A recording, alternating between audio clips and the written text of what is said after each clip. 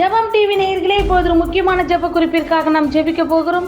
நீங்களும் எங்களோடு இணைந்து உருக்கமாக ஜெபியுங்கள். நீலகிரியில் தொடர்ந்து பெய்து வரும் கனமழையால் வெள்ளப்பெருக்கு மற்றும் நிலச்சரிவு அபாயம் உள்ளதாக மாவட்ட நிர்வாகம் எச்சரிக்கை. கூடலூர் அரசு மருத்துவமனை கட்டிடம் விரிசல் ஏற்பட்டதால் நோயாளிகள் வேறு மருத்துவமனைக்கு மாற்றம்.